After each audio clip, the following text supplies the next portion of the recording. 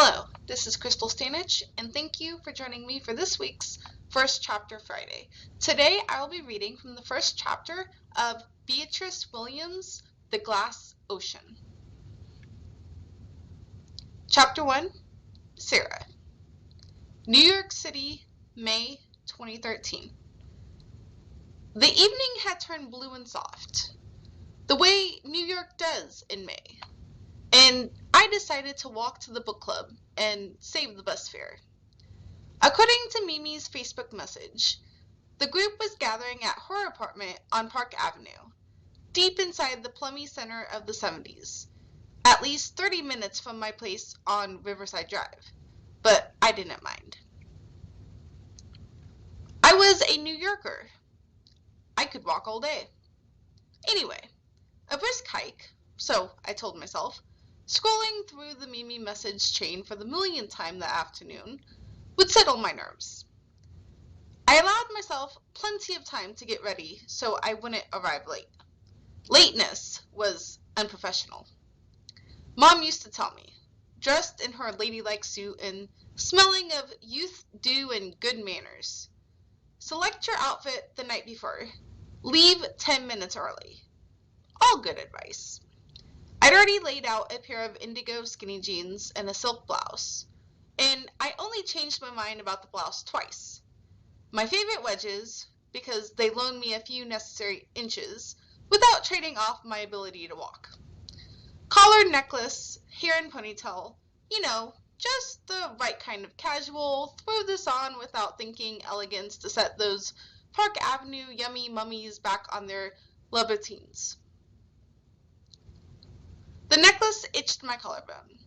I undid the ponytail, redid it, changed necklace, grabbed Kate Spade tote, and tied Herm's scarf to handle, took off scarf, started to tie it back on, and stopped, because the whole scarf-on handbag look was kind of aspirational, wasn't it? Or was I overthinking again? Checked my phone and realized I should have left 5 minutes ago. So off I went, sprinting, as usual, across the Upper West Side and Central Park, lungs burning, ankles wobbling, while the softball games wound up noisily and the lovers met after work, hand in hand, heading for wine bars and tapas, for apartments and takeout. When I wasn't in a hurry, when I was just strolling or even sitting on a bench, eating a hot dog with ketchup and mustard but no onion, I like to study them, my fellow New Yorkers. I like to pick someone out from the crowd, some man in a suit, loosening his tie, checking his watch. I tried to divine his life, his history, the peculiar secrets hidden in his past.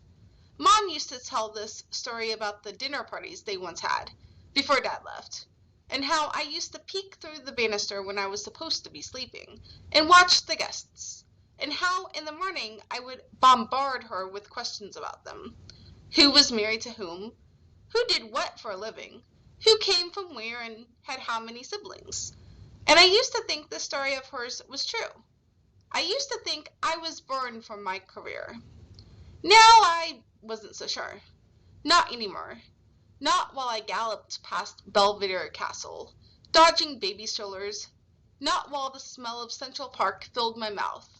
Warm green leaves and hot dog stands. Car exhaust and pavement stained with urine. The great metropolitan outdoors.